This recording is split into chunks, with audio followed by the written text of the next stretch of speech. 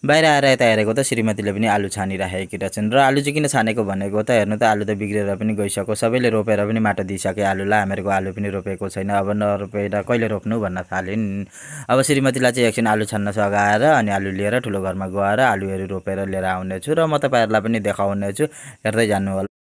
आलु रोप्नको लागि हामी चाहिँ निस्किसक्यौँ र त्यसको हिरो चाहिँ कलर गरिरहेछन् चुनाहरू लगाइरहेछन् खुसी भएर लाउँदैछन् बिचरा म आलु रोप्न पनि निस्किसकेको छु अब आलु सालु लोड गरेर अनि सिधै घर जानेछु म तपाईँहरूलाई पनि देखाउनेछु हेर्दै जानु होला हामी चाहिँ आलु रोप्न पनि निस्किसकेको छौँ हामीले चाहिँ यसरी बोकेको छौँ दुईजनाले यहाँ आलु छ बिचमा हेर्नु होला यसरी बोकेर हिँड्दैछौँ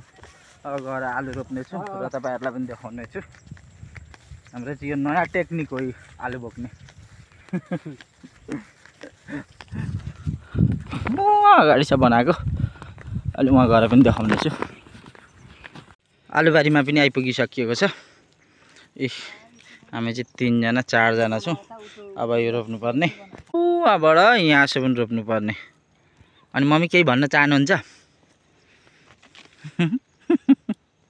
मम्मी हाँसेर कान्छीले के भन्छ होला हौ आलु रोप्नु पर्ने पानी आउन आँट्यो के भन्नु फटाफटी रोप्नु पर्ने पानी खस्न आँट्यो माइलोले चाहिँ खोली सिधा गर्दैछ अब आलु रोप्नेछु एकछिन अनि तपाईँहरूलाई म देखाउनेछु दादाले र मम्मीले रोप्नु हुँदैछ म चाहिँ माटो दिँदैछु आलु चाहिँ यतिकामा रोपेको छ यतिकामा रोपेको छ अनि माटो चाहिँ यसरी दिनुपर्छ ठ्याक्क ठ्याक्क भइहाल्छ पछि अलिअलि हल्का गर माटो दियो आलु भइहाल्छ म त यो देखेर रिङ्गाटा लागिसक्यो कहिले रोपेर सक्नु होला यता पछाडि हेर बल्ल 2-3 दिन डेङ रोपिँदैछ यत्रो सबै रोपिसक्नु पर्ने रोप्ने मान्छे पनि 3 जना मात्रै भयो एउटालाई रोप्नको लागि भनेर लिएर आएको बसेर मोबाइल हेर्दैछ गली अरे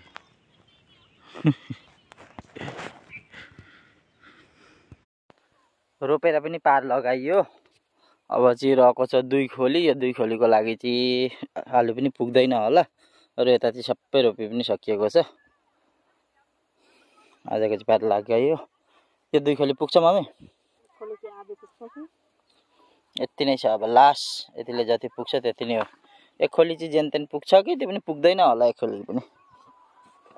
पार लगाइयो है यो हाम्रो आलुबारी यसपालिको यति नै हो ठ्याक्कै रोपे पनि सकियो ठ्याक्कै जानेरै खोली काटे जस्तो पनि भयो यही लास्टको एउटा मात्र रह्यो अरू ठ्याक्कै नै पुग्यो नि त उहाँबाट गरेको ठिक्क एकदम पुरै मजाले नापेर जोखेरै उतो गरे जस्तो भयो अन्त खोली ताने जस्तो भयो अनि अहिले चाहिँ हामीले रोपे पनि सकेको छौँ र हामी चाहिँ अब घरतिर पनि हिँडेको आमाहरू चाहिँ जानु हुँदैछ हामीले लागेको यो चाहिँ हो अदुवाबारी हाम्रो अदुवा पनि राम्रो छ यसपालिको अदुवा ल साथी हो आजको लागि यति नै फेरि अर्को नेक्स्ट भिडियोमा भेटौँला भिडियो कस्तो लाग्यो भन्नु होला र सपोर्ट गर्नु होला धन्यवाद।